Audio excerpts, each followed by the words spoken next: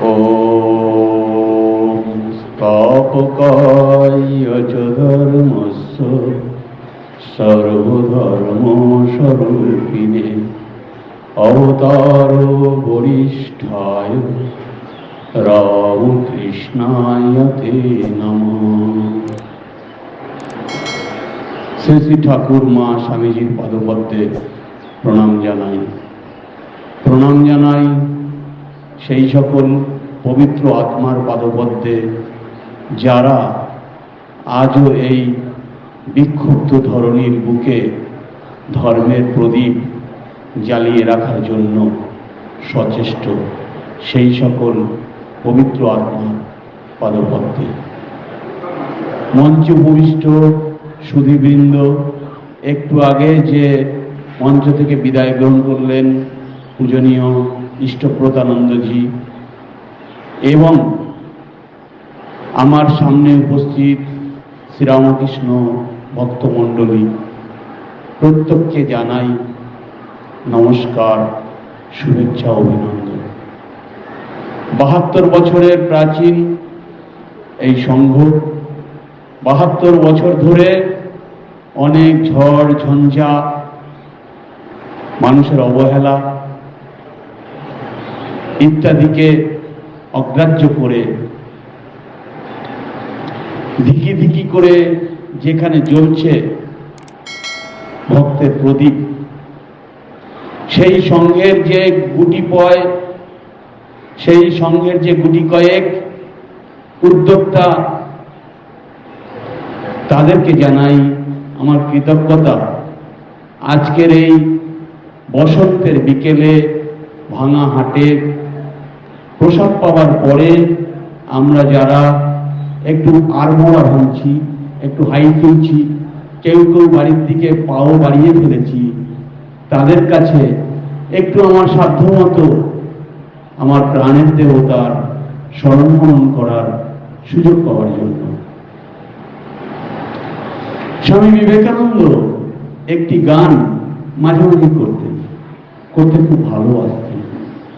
গানটি এরকম: মন চলো নিজে নিকেতনে, মন চলো নিজ নিকেতনে।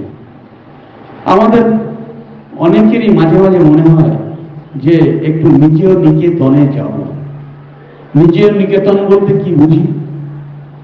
মানে আমরা যেখান থেকে এসেছি সেখানেই আবার ফিরে যাব। এই দুদিনের সংসারে আছি, সকলের সঙ্গে অভিনয় করে আছি, যার সঙ্গে যেমন ভাবে চলতে হয় সেইভাবে আছি, কিন্তু আবার যে যার জায়গায় ফিরে যাব। কিন্তু ফিরে যাব কখনো কখনো আমাদের মনে হয়, কিন্তু কিছুক্ষণ পরে আবার ভুলে যাই। ওই ঠাকুর বলছিলেন যে ওদেশে দেখেছি নেউলগুলির লেজে ওই দড়ি দিয়ে ইট বেঁধে দেয় ওখানকার বাচ্চা ছেলেরা। ওরা যখন ওই গর্তের মুখ দিয়ে বেরিয়ে লাফ দিয়ে বাইরে আসতে চায়, দেয়ালের গর্তের মুখ দিয়ে লাফ দিয়ে বাইরে আসতে চায়, তখন ওই ইটে টান পড়ে, ওই লেজে টান পড়ে, আবার ভেতরে ঢুকে যায়। আমাদেরও সেই অবস্থা। আমরা মাঝে মাঝে ভাবি যে সবকিছু ছেড়ে দিয়ে এখন একটু ভগবানের নাম করব, ইত্যাদি করব, আর এর জগৎ তো আর বেশি দিনের জন্য না, ছেড়ে যেতে হবে। যাক, আগের থেকে একটু মনটা তৈরি করি, ভগবানের নাম গুণ কীর্তন করি। ঠাকুর তো বলেছেন যে উপায় হচ্ছে তার নাম গুণগান করা, তার কাছে প্রার্থনা করা, সৎ অসৎ বিচার করা, সাধু সঙ্গ করা, নির্জন বাস করা। তা বাড়ির কাছে আশ্রম আছে, মাঝে মাঝে আশ্রমে যাব, সেখানে গিয়ে একটু ঠাকুর মন্দিরে বসলে বেশ ভালো লাগবে, একটু তাকে স্মরণ মনন হবে। কিন্তু ভাবি, আশা আর হয় না। আমি যাই হোক, ঠাকুরের কাজের জন্য হোক বা যে কারণেই হোক, এখানে মাসে একবার আসতে হয় আমাকে। আসি, বেশিরভাগ দিনই দেখি এই যে মন্দিরটি রয়েছে ঠাকুরের মন্দির, এখানে একজন আরতি করছেন আর ওই ক্যাসেটে গান হচ্ছে, আর হয়তো সামনে একজন কোনোদিন বসে আছে, কোনোদিন বসে নেই। আপনারা বলতে পারেন, মহারাজ আমরা তো সংসারী মানুষ, আপনারা কি বুঝবেন সংসারে কত জ্বালা। হ্যাঁ, সংসারে কত জ্বালা, কিন্তু এই সংসারী মানুষের তাপদগ্ধ মানুষকে পথ দেখানোর জন্যই কিন্তু শ্রীরামকৃষ্ণ দেবের আবির্ভাব। শ্রীমা সারদা দেবী বলছেন যে মানুষ তো ভগবানকে ভুলেই ছিল, মানুষ ভগবানকে ভুলেই গিয়েছিল, কিন্তু ভগবানকে যাতে আবার এই মানুষের একটু মনে পড়ে তার জন্যই ঠাকুর শ্রীরামকৃষ্ণ দেবের আসা। আর আমরা জানি ঠাকুর শ্রীরামকৃষ্ণ দেবের আগমন আমাদের এই সাধারণ মানুষ যাতে সহজে একটু ধর্ম লাভ করতে পারি, সহজে একটু শ্রেয়ের পথে যেতে পারি, একটু যাতে ভগবানের আনন্দ লাভ করতে পারি, তার জন্যই ঠাকুর শ্রীরামকৃষ্ণ দেবের আসা। আমাদেরকে পথ দেখানোর জন্যই তিনি আসেন, আমাদের যাতে বেশি কষ্ট না করতে হয় সেই জন্য আমাদের জন্য তিনি আগাম অনেক কষ্ট সহ্য করে গেছেন। তিনি জানতেন এ যুগের মানুষ অন্নগত প্রাণ, পেট ভরে সময় মতো দুটো ভাত না পেলে তার শরীর ভালো থাকে না, সে আবার কঠোর তপস্যা করবে কি করে। তাই এ যুগের মানুষ তপস্যা করতে পারবে না তিনি জানতেন।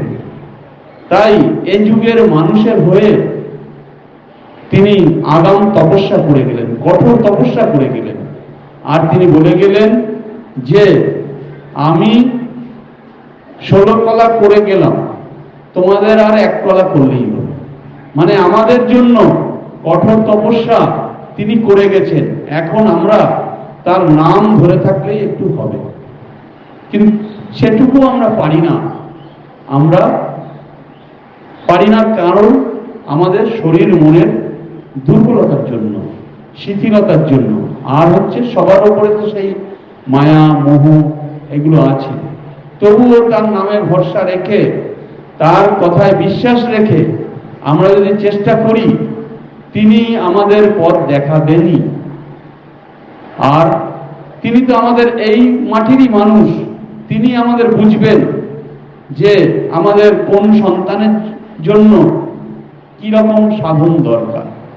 তিনি বলেছেন যে মা জানেন তার কোন ছেলের পেটে কোনটা সহ্য হয়। বাড়িতে হয়তো মাছ আনা হয়েছে, কোন ছেলেকে তিনি মাছের ঝোল রান্না করে দিলেন, কোন ছেলেকে হয়তো মাছের কালিয়া রান্না করে দিলেন, কাউকে ঝাল করে দিলেন, যে যেটা খেতে অভ্যস্ত। তেমন আমরাও তাকে লাভ করার জন্য যদি আমাদের মধ্যে সামান্যটুকু একটু ইচ্ছা থাকে, একটু সদিচ্ছা থাকে, তিনি আমাদের জন্য বিভিন্ন পথ রেখে গেছেন। কারো জন্য কর্মযোগ, কারো জন্য ভক্তিযোগ, কারো জন্য বা রাজযোগ, কারো জন্য বা জ্ঞানযোগ। তবে এ যুগের পক্ষে কি, এ যুগের মানুষের জন্য সবচাইতে বেশি শ্রেষ্ঠ পথ হচ্ছে জ্ঞান মিশ্রা ভক্তির যোগ। জ্ঞান মিশ্রা ভক্তি, জ্ঞান মিশ্রা ভক্তি বলতে, জ্ঞান মিশ্রা ভক্তি বলতে আমরা সবাই তো ভগবানকে ভালোবাসি, কিন্তু ভগবানকে ভুলে থাকি, মনে থাকে না। এবার যদি আমরা নিজেকে একটু নিজে প্রশ্ন করি যে কেন আমরা এই পৃথিবীতে এসেছি, আমি কে, আমার সঙ্গে ভগবানের সম্পর্ক কি, এবং আমার জীবনের উদ্দেশ্য কি। আর ভগবান তো শুনেছি সমস্ত কিছুর মধ্যে তিনি আছেন, কিন্তু তাকে তো সেইভাবে ভাবতে পারি না। বিভু রূপে তিনি তো সমস্ত কিছুর মধ্যেই আছেন, কিন্তু তাকে সেভাবে ভাবতে পারি না। তাহলে ভগবানের কোন রূপের আমি ভজনা করব? আমাদের মধ্যে একটি সংশয় ছিল যে এই যে বিদেশিরা বলছে যে মাটির মূর্তিতে তার পুজো হয় না, কাঠের মূর্তি, পাথরের মূর্তিতে তার পুজো হয় না। তিনি নিরাকার, তিনি সর্বময়, সবকিছুর মধ্যে তিনি আছেন, তাকে সেইভাবে ভাবতে হয়। কিন্তু ঠাকুর শ্রীরামকৃষ্ণ দেব দেখিয়ে গেলেন, না, তোমার মধ্যে যদি সেই রকম অনুরাগ থাকে, তোমার মধ্যে যদি ব্যাকুলতা থাকে, তোমার মধ্যে যদি বিশ্বাস থাকে, তাহলে ওই মাটির মূর্তিও সাড়া দেন, এবং সেই মাটির মূর্তির মধ্যেও তাকে ডাকলে তিনি সাড়া দেন, তাকে পাওয়া যায়। দরকার কি? একটু অনুরাগ, একটু ভালোবাসা, একটু বিশ্বাস। ভগবান শ্রীকৃষ্ণ গীতায় বলছেন যে পত্রং পুষ্পং ফলং তোয়ং ইয়ো মে ভক্তা প্রয়চ্ছতি তদহং ভক্তুপরহিতম অশ্নামি প্রিয়তাত্মন।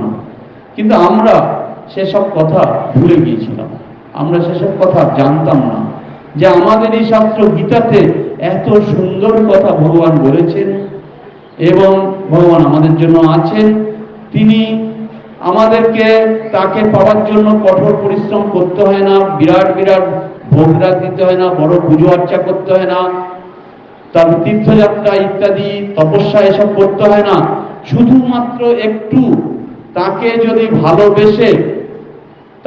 ভালোবেসে একটু ভক্তি দিয়ে, তাকে শুধু একটু একটা ফুল দিয়ে বা একটা গাছের পাতা দিয়ে, একটা বেল পাতা দিয়ে হোক, একটা তুলসী পাতা দিয়ে হোক, বা একটা ফুল দিয়ে হোক, বা একটু গঙ্গা জল দিয়ে হোক, যা দিয়ে হোক, সামান্য একটু দিয়ে হোক, তাকে যদি আমরা দিনের মধ্যে একবারও তাকে যদি সঙ্গে আমাদের একটু অনুরাগের অশ্রু অর্থাৎ ভালোবাসার চোখের জল দিয়ে তাকে যদি একটু ভজনা করি, তিনি তাই গ্রহণ করেন এবং তাতেই তিনি খুশি হন এবং তার দ্বারাই তিনি আমাদের পথ দেখান। ভগবান বলেছেন, কিন্তু গীতায় বলেছেন, আমরা সে কথাগুলো ভুলে গিয়েছিলাম। তা আমাদেরকে ঠাকুর পথ দেখালেন কি? আমাদেরকে ঠাকুর পথ দেখালেন আগে জানতে হবে যে তুমি কে আর তোমার সঙ্গে আমার সম্পর্ক কি, অর্থাৎ আমরা কারা, আমরা কি জন্য এসেছি, আর ঠাকুর কে। ঠাকুর কি শুধুমাত্র ওই দক্ষিণেশ্বরের ওই দাঁড়িয়ালা সেই পাগলা বামুন যিনি 5 টাকার মাইনের পূজারী ছিলেন তিনি, আর তার শরীর ত্যাগের পরে 1886 যে 16ই আগস্ট শরীর ত্যাগ হলো, তারপরেই কি তিনি চলে গেলেন, না তিনি আজও আমাদের মধ্যে আছেন? তিনি কে আসলে? গীতায় যে পাতায় পাতায় বলছেন যে ভগবান শ্রীকৃষ্ণ বলে আমি আমি আমি, সেই আমিটা কে? আবার আমরা যখন বলি যে আমি আজ ভালো আছি বা আমি আজ ভালো নাই, আমি খারাপ, সেই আমিটা কে? সেই আমিটা কে? আর ওই দক্ষিণেশ্বরের পাগলা বামুন তিনি যে বলতেন আমি, সেই আমি বা কে? আর ভগবান শ্রীকৃষ্ণ যে বলতেন আমি, সেই আমি বা কে? আর ভগবান রামচন্দ্র যে বলতেন বা অন্যান্য অবতাররা যে বলতেন সেই আমি বা কে? আর এই আমির সঙ্গে সেই আমি সম্পর্ক কি?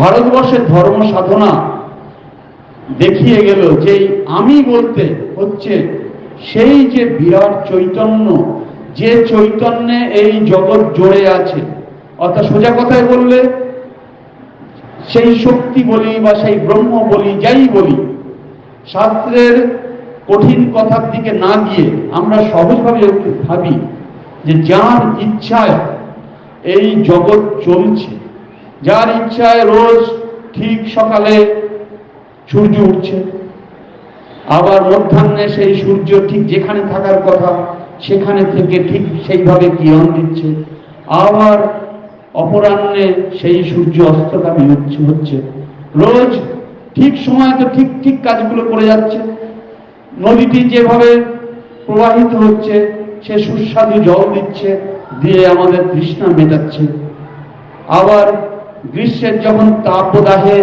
আমরা জ্বলে পড়ে মরছি তখন যার ইচ্ছাতে ওই সুন্দর দক্ষিণা বাতাস বইছে, আবার যার ইচ্ছাতে বর্ষার আগমন হচ্ছে, আবার যার ইচ্ছাতেই আবার বর্ষার সেই প্যাচপ্যাচে দিনগুলি কেটে যেয়ে আবার শরতের আকাশ ঝিলমিল করছে। সোজা কথায় এই সৃষ্টির সমস্ত কিছু যার ইচ্ছাতেই চলছেন, তার ইচ্ছাতেই আমার এই শরীরটাও চলছে। শ্রীমা সারদা দেবী বলছেন যে তার ইচ্ছা ছাড়া গাছের পাতাটিও নড়ে না, তার ইচ্ছাতেই সমস্ত কিছু হচ্ছে। তিনি যখন আবার যুগ প্রয়োজন হচ্ছে, আমার আগের মহারাজ বলছিলেন যে তিনি যখন যুগ প্রয়োজন হচ্ছে এই বিশ্বকে অধর্মের হাত থেকে রক্ষা করার জন্য, ধার্মিক মানুষদের বাঁচাবার জন্য, ধর্মের প্রদীপটার মধ্যে তেল দিতে আসবার জন্য তিনি আবার আসছেন। তিনি আসছেন এই নিরীহ ভক্তদের রক্ষা করার জন্য। তিনি আসছেন কখনো শ্রীরামচন্দ্র রূপে, কখনো শ্রীকৃষ্ণ রূপে, কখনো শ্রী চৈতন্যদেব রূপে, কখনো বুদ্ধদেব রূপে। তিনি এলেন আবার আমাদেরই এই মাটিতে, এই বাংলার মাটিতে, এই জেলাতেই শ্রীরামকৃষ্ণ রূপে। কিন্তু তিনি এসে তো বললেন না যে আমি সেই ভগবান, বললেন না। তিনি যদি বলতেন যে গোড়াতেই আমি ভগবান, তাহলে আমরা কেউ কিন্তু তার কথা বিশ্বাস করতাম না, তার কথা কেউ বিশ্বাস করতাম না। তিনি আমাদেরই মধ্যে, আমাদেরই মতন মানুষ হয়ে, আমাদেরই মতন হাসি কান্নার এই নাট্য উৎসবে যোগদান করে আমাদেরই মধ্যে দেখিয়ে গেলেন, হে মানুষ, তোমার কর্তব্য কি, তুমি কে, তুমি কি জন্য এই জগতে এসেছো, আর তোমার সঙ্গে এই জগতের যিনি সৃষ্টিকর্তা তার সম্পর্ক কি, আর তাকে কিভাবে লাভ করা যায়।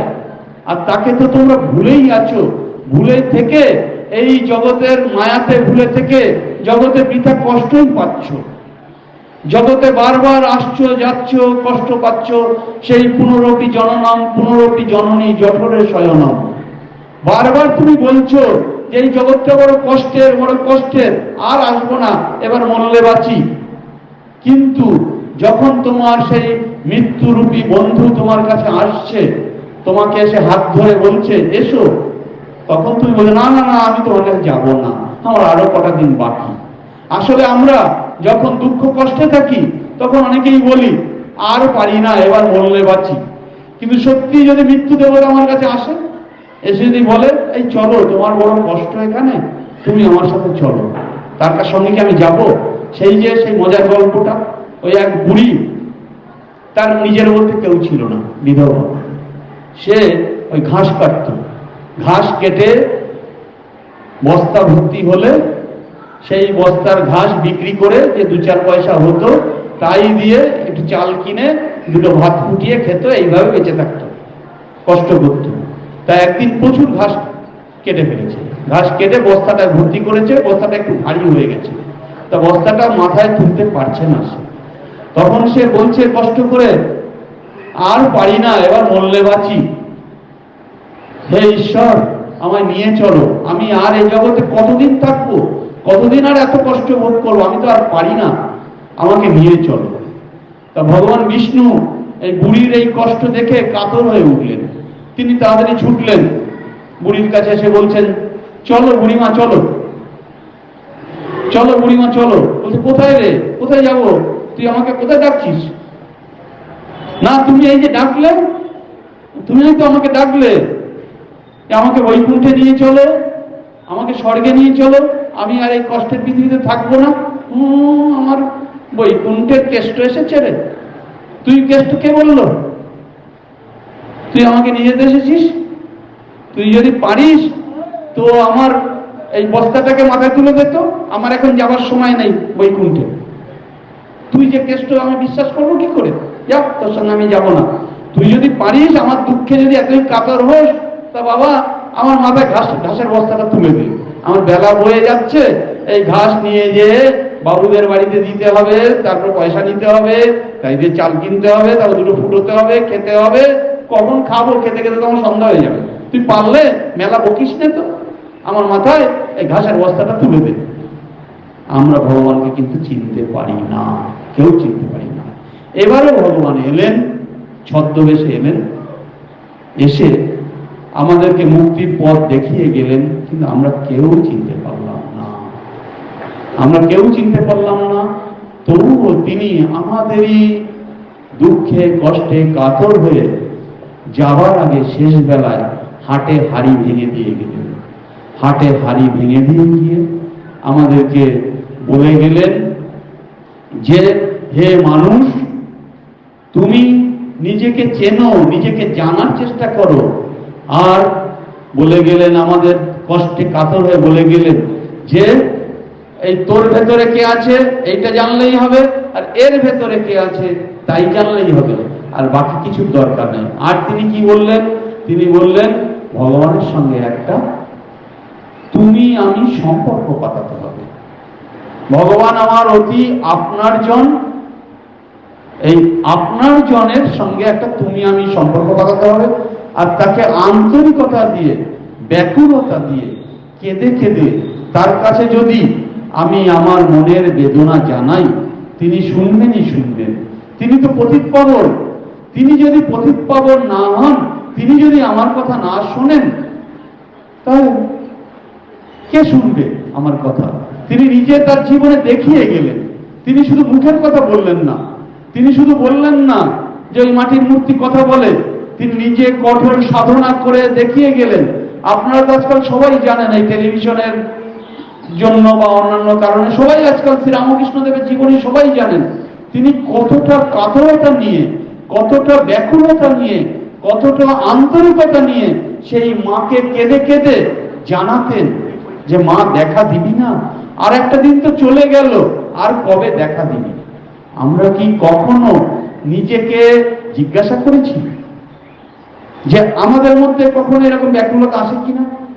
যখন হয়তো এই সংসারে যখন তাপদগ্ধ হই, যখন আঘাত পাই, তখন হয়তো একবার বলি ওই বুড়ির মতো, মনের ভুলে বলি আর পারি না, মরলে বাঁচি। কিন্তু মরলেও তো বাঁচার নেই, মরলেও আবারও আসতে হবে। পুনরপি জননম পুনরপি জননী জঠরে শয়নম। আবার সেই আসতে হবে, আবার সেই মাতৃ জঠরের সেই 9 মাস 10 দিন কষ্ট করতে হবে, করে আবার আসতে হবে। আমরা যেদিন আসি সেদিন বলি, কেঁদে উঠে বলি এ কেয়া এ কেয়া।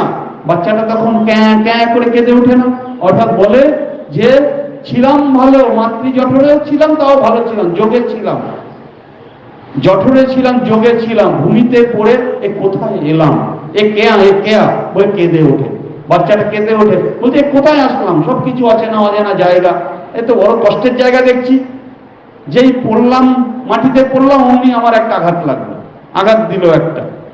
হ্যাঁ, প্রভু তো আমাদের যেদিন আমাদেরই জন্য যেদিনকে পৃথিবীতে এসেছিলেন, সেদিন তিনি কি করলেন? তিনি তো সেই সর্বত্যাগী। তিনি করলেন কি না, তাড়াতাড়ি করে সে ছাইয়ের গাদায় গিয়ে আশ্রয় নিলেন। আর সেই শুভ্র, তার পছন্দ, সে শিবের পছন্দ কি? সেই শুভ্র, শ্বেত শুভ্র সেই ছাই, ভস্য, তাই মেখে ফিরে আসলে। আমাদেরও কিন্তু তিনি প্রথম দিনই দেখিয়ে দিলেন যে মানুষকে ওই দেশের ছাই বইতে নয়, মানুষের শরীর, মানুষকে একদিন ছাই মাখাই হতে হবে, মানে অর্থাৎ ছাই হতে হবে। মা বললেন না যে মানুষের শরীর দেশের ছাই বইতে নয়, তিনি সেটা প্রথম দিন দেখিয়ে দিলেন, প্র্যাকটিক্যালি দেখিয়ে দিলেন। কিন্তু আমরা ভুলে যাই যে আমাদের এই যে পৃথিবীতে এসছি, এই পৃথিবী থেকে যেদিনকে যেতে পারবো সেদিনকে বাঁচোয়া। কিন্তু শুধু গেলে তো হবে না, এই স্থূল শরীর গেলে হবে না শুধু। শ্রীমা সারদা দেবী বলছেন যে ভগবান লাভ মানে হচ্ছে কি? ভগবান লাভ মানে হচ্ছে মুক্তি লাভ। আসলে মুক্তি আমরা সবাই চাই, সমস্ত জীব মুক্তি চাই, কিন্তু সেই মুক্তি মানে কি? সেই মুক্তি মানে হচ্ছে এই যে জন্ম মৃত্যুর শৃঙ্খলের মধ্যে আমরা আছি, বারবার জন্মগ্রহণ করছি, বারবার সেই ছোট থেকে বড় হচ্ছি, বৃদ্ধ হচ্ছি, সারা জীবন কষ্ট পাচ্ছি, বিভিন্ন অভিজ্ঞতার মাধ্যমে আমাদের অনুভব হচ্ছে জগৎটা কিন্তু বড় কষ্টের। কিন্তু তবুও জগৎটাকে ছেড়ে যেতে আমাদের কারো ইচ্ছা করছে না। যার ঠিক জগৎটাকে ছেড়ে যাওয়ার ইচ্ছা করে, সেটাকেই বলা হচ্ছে নির্বাসনা। শ্রীমা সারদা দেবীকে একজন জিজ্ঞাসা করছেন যে মা কি করলে হবে? তা মা বললেন যে নির্বাসনা যদি লাভ হয়, আমাদের নির্বাসনা লাভ হলেই হবে, একমাত্র নির্বাসনা লাভ। ভগবান লাভ বলতে নির্বাসনা লাভ, আর কিছু না। মাকে একজন জিজ্ঞাসা করছেন, মা ভগবান লাভ করলে কি হয়? মা বলছেন ভগবান লাভ করলে কি আবার কি হবে? মাথায় কি দুটো শিং বেরোবে? না, ভগবান লাভ করলে আমরা নির্বাসনা লাভ হবে। নির্বাসনা লাভ মানে কি? আমাদের প্রথম দিন যে বোধটা থাকে, জন্ম মুহূর্তে যে বোধটা থাকে, পৃথিবীটা বড় কষ্টের, পৃথিবীটা মোটেই ভালো জায়গার নয়। কিন্তু আমরা যত বড় হই তত বেশি পৃথিবীর রূপ, রস, গন্ধ, শব্দ, স্পর্শ এই সবগুলিতে আকৃষ্ট হয়ে পৃথিবীটাকে খুব সুখকর জায়গা মনে করি। আর এটা চাই, ওটা চাই, সেটা চাই, আর নিজের স্বরূপের কথা ভুলে যাই। আসার সময় যে বলে এসেছিলাম যে মা আবার যত তাড়াতাড়ি পারি ফিরে আসবো, আর যাবো না ওখানে। তুমি, আমার তো ইচ্ছা ছিল না পৃথিবীতে আসার, কিন্তু ভুল করে কিছু বাসনা রয়ে গিয়েছিল, তাই পৃথিবীতে এসেছিলাম। এবার আর আমি বাসনা রাখছি না, আর পৃথিবীতে আসবো না। আসার আগে আমরা এই বলি, কিন্তু পৃথিবীতে এসে করে কি? বাসনা ত্যাগ করা তো দূরের কথা, আরো নতুন নতুন বাসনা আমাদের মধ্যে আসে। এই বাসনা আস্তে আস্তে হঠাৎ দেখি কোন দিন আমাদেরকে নোটিশ এসছে। ওই একজন বলেছিলেন না যে তুমি তো শুনেছি তোমার ওই স্বর্গে যাতায়াত আছে, তা আমাকে একটু খবর দিও তো, আমার কবে যাওয়ার হবে, কবে যাওয়ার হবে। তা বলো ঠিক আছে, তোমাকে খবর দেব, কিন্তু তুমি বুঝতে পারবে তো? বলে হ্যাঁ, তুমি খবর দিলে আমি বুঝতে পারবো। বল তোমার একটা খবর না, তোমাকে চারবার নোটিশ দেব। তা আমাদের প্রত্যেককে যাওয়ার আগে কিন্তু চারবার নোটিশ আসে, কিন্তু চারবার নোটিশ এসছে। চারবার নোটিশের পরে পঞ্চমবারের নোটিশ যখন বলছে, পঞ্চমবারের নোটিশে কিন্তু আমি মৃত্যু দেবতা স্বয়ং গিয়ে হাজির হবে। সেদিন তোমাকে আর বললে হবে না যে আমি যাব না, তোমাকে কিন্তু আগে চারবার নোটিশ দেওয়া হবে। তো চারবার তাকে নোটিশ দেওয়া হয়েছে, আমাদেরও কিন্তু প্রত্যেককে চারবার নোটিশ দেওয়া হবে, কিন্তু সে বুঝতে পারেনি। পঞ্চমবার যখন মৃত্যু দেবতা স্বয়ং এসে হাজির, তখন বলছে আরে কি কথা হলো, তোমার তো কথা ছিল আমাকে নোটিশ দেওয়ার, তুমি আজকে হঠাৎ এসে হাজির। বলছে না, তোমাকে নোটিশ দিয়েছি একবার নয়, চারবার নোটিশ দিয়েছি, চারবার নোটিশ দিয়েছি। চারবার নোটিশ দিয়েছো? হ্যাঁ। কিরকম? বলছে ওই প্রথম যখন তোমার একটা একটা দুটো করে মাথার চুল পাকতে শুরু হলো, সেটা ছিল প্রথম নোটিশ। দ্বিতীয় নোটিশ কি? ওই তোমার যখন দাঁতের গোড়াগুলো একটু নরম হতে শুরু হলো, দাঁতগুলি নড়তে শুরু করলো, দুবারের নোটিশ হয়ে গেল। তৃতীয় নোটিশ কি না, তুমি যখন ওই যে চোখের দৃষ্টি তোমার কমতে শুরু করলো, দেখতে পেলে না। আচ্ছা, আর চতুর্থ নোটিশটা কি? চতুর্থ নোটিশ হচ্ছে যখন ওই তোমার হাঁটু দুটো গেল, চলতে ফিরতে পারলে না, বিছানায় তোমার সব। এইগুলো আমরা কিন্তু প্রত্যেকে নোটিশ পাই, কিন্তু কেউ পাত্তা দেই না। কিন্তু কেন পাত্তা দেই না? আমরা সবাই ভগবানকে আসলে ভুলে থাকি, কেউ মনে থাকে না।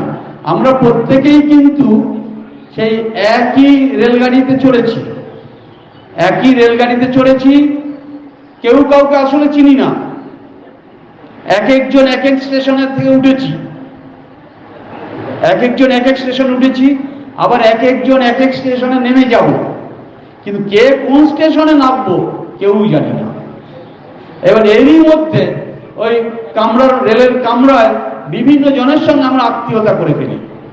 একে বলি এ আমার মা, এ আমার বাবা, এ আমার সন্তান, এ আমার স্বামী, এ আমার স্ত্রী, ইত্যাদি ইত্যাদি সম্পর্ক করে ফেলি। আর এমন একটা সম্পর্ক করে ফেলি, একজন আরেকজনকে বলি তোমাকে ছাড়া আমার আর চলবে না।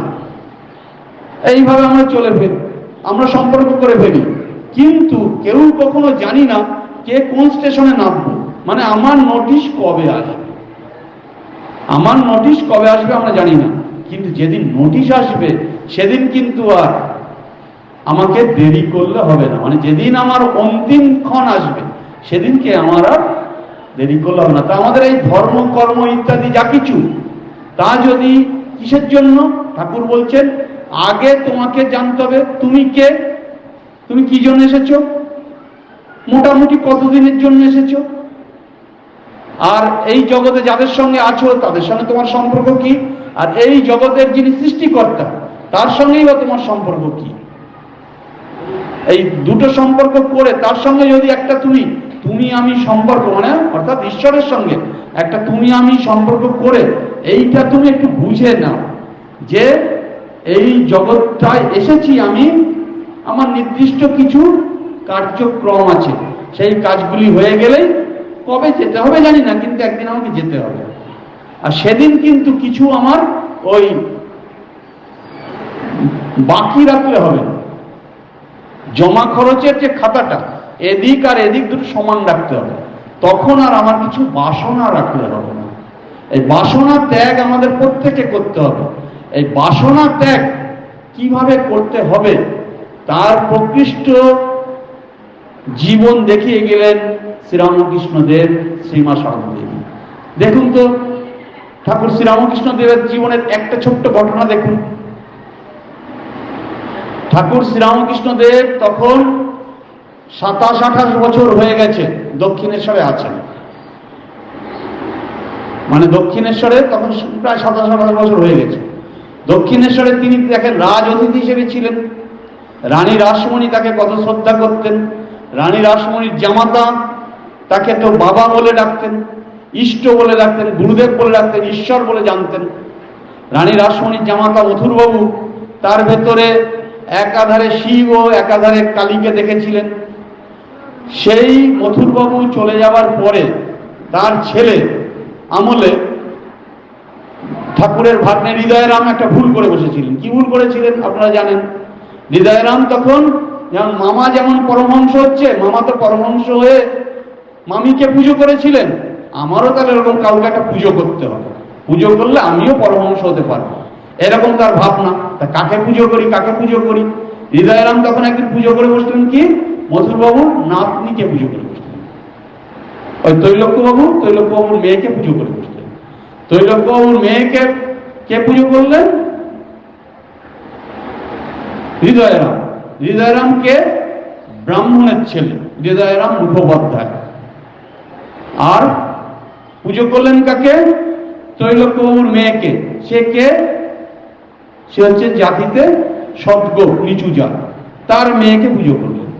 এইবার তো ত্রৈলোক্যবাবুর তো মাথায় রক্ত চেপে গেল। হ্যাঁ, আমার মেয়ের পায়ে ফুল দিয়ে পুজো করলো, আমার মেয়ের তাহলে কত বড় অকল্যাণ হবে। কোথায় হৃদয়রাম? তার ঘাড়ে আমি মাথা রাখবো না। হ্যাঁ, তার ভয় ঢুকে গেল যে ব্রাহ্মণ হয়ে সে আমার মেয়েকে পুজো করলো, তাহলে আমার মেয়ের অকল্যাণ হবে। সে তখন রেগে মেগে একে খবর দিল, ওই দারোয়ানকে, হৃদয়রামকে এক্ষুনি বের করে দাও, কালীবাড়ি থেকে বেরিয়ে যাক, সে আর এখানে থাকতে হবে না, তাকে তাড়িয়ে দাও। এইবার দারোয়ান কি বুঝলো কে জানে, সে এসে তো বলল হৃদয়রামকে যে তোমাকে কালীবাড়ি থেকে এক্ষুনি চলে যেতে হবে, তাড়িয়ে দেওয়া হচ্ছে। সঙ্গে সঙ্গে ঠাকুর শ্রীরামকৃষ্ণদেব ছিলেন, তাকেও কি জানি কি দারোয়ান কি বুঝলেন, কি বললেন যে আপনাকেও বলেছেন চলে যেতে। ঠাকুরের কি দোষ এখানে? ঠাকুরের কি দোষ? ঠাকুর কি বলেছেন যে হৃদয়রামকে তুই তৈলক্যবাবুর মেয়েকে পুজো কর? ঠাকুর কিন্তু ঘুরিয়ে জিজ্ঞাসা করলেন না সে দারোয়ানকে, কি রে তোর বাবুকে গিয়ে জিজ্ঞাসা করতো আমার কি দোষ, আমাকে এখান থেকে চলে যেতে বলছে কে, আর আমি যাবোটা কোথায়? আজ প্রায় 30 বছর হলো এখানে আছি, আর আমার এখানে কত বড় সম্মান, আমাকে এখানে চলে যেতে বলছে। আমরা যেখানে যদি একটা ভাড়াটে হই, অন্যের বাড়িতে থাকি, ভাড়াও হয়তো ঠিক মতো দেই না, কিন্তু 12 বছর হয়ে গেলে বলে আমার ইজিমেন্ট রাইট হয়ে গেছে, আমাকে এই বাড়ি থেকে ছাড়ানো যাবে না। অন্যের উঠোনের উপর থেকে যদি আমরা যাতায়াত করি, সেই উঠোনটা যদি 12 বছর পরে সে লোক বন্ধ করে দেয়, বলতে কেন বন্ধ করলে? আমরা 12 বছর ধরে রাস্তাতে যাতায়াত করছি। আর সেখানে দক্ষিণেশ্বরে ঠাকুর শ্রীরামকৃষ্ণদেব 26-27 বছর ধরে আছে। তখন তিনি কিন্তু ঘুরিয়ে জিজ্ঞাসা করলেন না কোথায় যাব, কে বলল তোর বাবুর কি ক্ষমতা আমাকে তাড়িয়ে দিচ্ছে। তিনি যখন দেখলেন যে আরে মালিকের দারোয়ান বলছে চলে যেতে, ঠিক আছে চলে যাই, মায়ের ইচ্ছায়, মা রেখেছিলেন এতদিন ছিলাম, মা চলে যেতে বলেছেন, ঠিক আছে চলে যাই। ওই হাঁটুর উপরে কাপড়, কাঁধে গামছা, ওই নিয়ে তিনি চললেন। একদম সোজা হাঁটতে হাঁটতে ফটকের কাছে চলে গেছেন, বড় ফটকের কাছে চলে গেছেন। দূর থেকে তৈলক্যবাবু দেখলেন আরে পরমহংস মশাই তো কোথায় যেন চলে যাচ্ছেন, তাকে তো কেউ কোথাও যেতে বলেনি, এই কি কথা। তিনি তাড়াতাড়ি আবার এসে ওনাকে আটকালেন যে আপনি কোথায় যাচ্ছেন, আপনাকে কে বলেছেন, আপনি কেমন যাবেন ইত্যাদি বলে আটকালেন। তিনি কিন্তু আর কোনো অভিমানের কথা বললেন না, কিছু বললেন না, যে তোমার কেমন দারোয়ান, তাকে কি শিক্ষা দিয়েছো, ইত্যাদি ইত্যাদি। কিচ্ছু অভিযোগও করলেন না, কিছু করলেন না। তিনি আবার এসে যেন কোনো ঘটনাই ঘটেনি, কোনো ঘটনাই ঘটেনি। আর তিনি এসে আবার চুক্তি করে যেমন দাওয়ায় বসেছিলেন তেমন বসে থাকবেন। এই যে অভিমান রাহিত্য, এই যে অনাসক্ত ভাব যে আমার কিছু না, মা আমাকে এই জগতে এনেছেন, যেমন এনেছেন, যেমন রেখেছেন, এতেই ভালো আছি। যে কদিন রাখছেন রাখছেন, যেদিন নিয়ে যাবেন যাবেন, যেখানে পাঠাবেন পাঠাবেন। এইটাই হচ্ছে আমাদের জীবন। যদি এই রকম হতে পারে, অর্থাৎ ঝড়ের এঁটো পাতার মতো। ঝড়ের এঁটো পাতা মানে ঝড়ে যে গাছ থেকে পাতা পড়ে, সেই পাতা ঝড় এদিক থেকে আসছে, এদিক থেকে নিয়ে ওদিকে দিচ্ছে, ওদিক থেকে নিয়ে ওদিকে দিচ্ছে। কখনো বা সেই পাতা উড়ে গিয়ে মন্দিরের মধ্যে ঢুকে গেল, কখনো বা সেই পাতা আবার উড়ে গিয়ে ওই ভাগাড়ে গিয়ে পড়ল, নর্দমার মধ্যে পড়ল। ঝড়ের পাতা কি বলে, আরে আমি অমুক গাছের পাতা, আমাকে ওখানে ফেলছিস কেন, এখানে ফেল, বলতে পারে না। এই ঝড়ের এঁটো পাতার মতো আমাদের হতে হবে। এইটি দেখিয়ে গেলেন ঠাকুর শ্রীরামকৃষ্ণদেব, যে সবকিছু যা কিছু হচ্ছে ভগবানের ইচ্ছাতেই হচ্ছে, আর তিনি আমাকে যেভাবে রেখেছেন সেইভাবেই আমি থাকি। সেই মন্ত্রটাই তিনি দিয়ে গেলেন। কে? শ্রীমা সারদা দেবী। তিনি বললেন কি, যদি শান্তি চাও মা, কারো দোষ দেখো না, দোষ দেখবে নিজের। আর বললেন কি, সহ্যের সমান গুণ নাই, সন্তোষের সমান ধন নাই। আমরা অনেকে বলতে পারি, মুখে মুখে আওড়াতে পারি, কিন্তু নিজের জীবনে এইটা অভ্যাস করা, কেমন ভাবে অভ্যাস করব? সন্তোষের সমান ধন নাই, সহ্যের সমান গুণ নাই। আর সমস্ত কিছু ঈশ্বরের ইচ্ছায় হচ্ছে। ঈশ্বরের দিকে তাকিয়ে, তার মুখের দিকে তাকিয়ে তিনি যা করবেন মঙ্গলের জন্য করবেন, ভালোর জন্য করবেন, এইভাবে তাকিয়ে থাকা, এইটাই হচ্ছে প্রকৃষ্ট ধর্মজীবন। দেখুন শ্রীমা সারদা দেবীর জীবনের সেই ঘটনাটা। শ্রীমা সারদা দেবী দীর্ঘ পথ কদিন ধরে হাঁটাহাঁটি করে কষ্ট করে এসেছেন কোথায়? দক্ষিণেশ্বরে, না তার স্বামীর কাছে। তখন স্বামীর কাছে যখন এসেছেন, তখন স্বামী কিছু বললেন না। হৃদয়রাম তার ভাগ্নে মামিকে দেখে, মামিকে যাচ্ছে তাই করে উল্টো পাল্টা কথা বলতে লাগলেন। কেন এসেছে, আসার কি দরকার ছিল, ইত্যাদি ইত্যাদি। এখন কেন এসেছে ভাবুন তো দেখি। আপনার স্বামী কলকাতায় থাকেন, আপনি গ্রাম থেকে গেছেন স্বামীর কাছে, আর স্বামীর কোন ভাগ্নে সে আপনাকে তাড়িয়ে দিচ্ছে, ঘরে ঢুকতে দিচ্ছেন। আবার শুধু আপনি না, আপনার সঙ্গে আপনার মাও আছে, মানে আমাদের মায়ের সঙ্গে আমাদের দিদিমাও আছেন সেদিন সঙ্গে। তো তাদের কাউকে ঘরে ঢুকতে দিলেন না। রাত হয়ে গেছে, রাত হয়ে গেছে, এত পথ হেঁটে, এত কষ্ট করে, কদিন ধরে হেঁটে কষ্ট করে দক্ষিণেশ্বরে পৌঁছেছে, সেখানে আশ্রয় দিলেন না। কাকে দিলেন না? শ্রীরামকৃষ্ণ দেবের যিনি সহধর্মিনী, তাকে আশ্রয় দিলেন না। কে? আরেকটি থার্ড পার্সন, তার ভাগ্নে হৃদয়রাম। আর ঠাকুরও কি জানি কেন তিনিও কোনো প্রতিবাদ করলেন না। এই যে তার সহধর্মিনীকে ঘরে ঢুকতে দিলেন না, তার ভাগ্নে। ঠাকুর বলছেন যে হৃদয়ের ভয়ে, মায়েরই কথায় আছে, হৃদয়ের ভয়ে ঠাকুরও কিছু বললেন না। তা মাকেও ঢুকতে দিলেন না, মায়ের মাকেও ঢুকতে দিলেন না। তারা ওই রাত্রেই ফিরে গেলেন।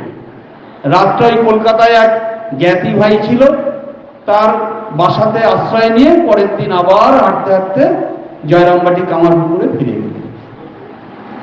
দেখুন, আর মা কিন্তু সেদিন কারো বিরুদ্ধে কোনো অভিযোগ করলেন না, কারোর সঙ্গে কোনো ঝগড়া করতে গেলেন না। আমরা হলে কি করতাম, আপনারা হলে কি করতেন? তুই কেড়ে বেরিয়ে যা এখান থেকে, আমার স্বামীর কাছে আমি এসেছি, আর তুই বলছিস তুই আমাকে তাড়িয়ে দেওয়ার কে? তাই বলতাম তো। তারপরে তো আরো তো সব মহিলা বাহিনী ইত্যাদি অনেক কিছু আছে, নারী নির্যাতন ইত্যাদি অনেক কিছু করতাম আমরা, তার বিরুদ্ধে কেস টেস ইত্যাদি করতাম। কিন্তু মা কিন্তু কিছু করলেন না। মা কাউকে কিছু অভিযোগ জানালেন না, আবার ফিরে চলে গেলেন। শুধুমাত্র ভগবানের কাছে বলে গেলেন, ঈশ্বরের কাছে বলে গেলেন যে আবার যদি কোনোদিন ডাকো তো আসবো, আমার কারো বিরুদ্ধে কোনো অভিযোগ নাই। এই যে কারো বিরুদ্ধে আমার কোনো অভিযোগ নাই, এমনকি তার স্বামীর বিরুদ্ধেও তিনি কোনো অভিযোগ করলেন না। তা এই অভিযোগ রাহিত্য হওয়া নিজের জীবন, যে আমার কারো বিরুদ্ধে কোনো অভিযোগ নাই, শাস্ত্রে বলছেন, এটাকেই বলছেন তিতিক্ষা। তিতিক্ষা মানে সহনম সর্বদুঃখানাম অপ্রতিকার পূর্বকম চিন্তা বিলাপ রহিতম সা তিতিক্ষা নিগদ্যতে। আমরা অনেক সময় অনেক বড় মানুষের অত্যাচার, খারাপ ব্যবহার, দুর্ব্যবহার সহ্য করি, সেটা কিন্তু তিতিক্ষা না। কেন করি? যে বড় মানুষ তো, ওর বিরুদ্ধে যদি প্রতিবাদ করতে যাই ও তো অনেক শক্তিশালী, পেরে উঠবো না। আর মনে মনে কি করি? অনেক বিড়বিড় করে বকি। কিন্তু তিতিক্ষা কি বলছেন? সহনম সর্বদুঃখানাম, সকল রকম দুঃখের অপ্রতিকার পূর্বকম, মনে মনেও কোনো প্রতিকার করা যাবে না। চিন্তা বিলাপ রহিত, কোনো চিন্তাও করা যাবে না, বিলাপও করা যাবে না। সেটা হচ্ছে তিতিক্ষা। সে তিতিক্ষা প্রকৃত অর্থে কি জিনিস সেটা দেখিয়ে গেলেন শ্রীমা সারদা দেবী তার জীবন দিয়ে। আর এই তিতিক্ষা আমাদের সংসারেও আমাদেরকে অর্জন করতে হবে। আমরা যদি যা কিছু হচ্ছে তার ইচ্ছাতেই হচ্ছে, এবং তিনি আমাকে সংসারে যেখানে রেখেছেন এর মধ্যে আমাকে আনন্দে থাকতে হবে, এর মধ্যে আমি সন্তুষ্ট থাকব, আর সমস্ত রকম অবস্থাকে হাসি মুখে মেনে নেব, এইভাবে থেকে যদি সংসারে থাকি তাহলে এই সংসারে আনন্দ থাকতে পারবো, এবং তখন থেকেই আমাদের শুরু হবে ঠিক ঠিক আধ্যাত্মিক জীবন। আর সারাদিন আমি যদি নানান রকম অশান্তির মধ্যে থাকি, আর সন্ধ্যার পরে যদি জপ ধ্যান করতে বসি বা যা কিছু করতে বসি, কোনো ভগবানের দিকে নাম যাবে না। আর এইভাবে ধীরে ধীরে যদি নিজের জীবনে আমি একটু শান্তিকে আনতে পারি এবং ভগবানের কাছে রোজ একটু বসার অভ্যাস করতে পারি, তাহলে আমার জীবনটা ঠিক ঠিক নির্বাসনার পথে যাবে, এবং এই জীবনে ভগবান লাভ করতে না পারি, ভগবান লাভের পথে অনেকটাই এগোতে পারবো। সেটাই থাকবে আমার এই জীবনের মতো সঞ্চয়। আজ এই পুণ্যক্ষণে ঠাকুরের কাছে, মায়ের কাছে আবার প্রার্থনা করি যে আমরা যেন সকলেই এই তাপদগ্ধ পৃথিবীর সমস্ত সমস্যাকে কাটিয়ে তার দিকে এগিয়ে চলতে পারি, আমাদের যেন সকলের মঙ্গল হয়। ওম শান্তি শান্তি শান্তি। হরি ওম তৎসৎ। শ্রীরামকৃষ্ণার্পণমস্তু।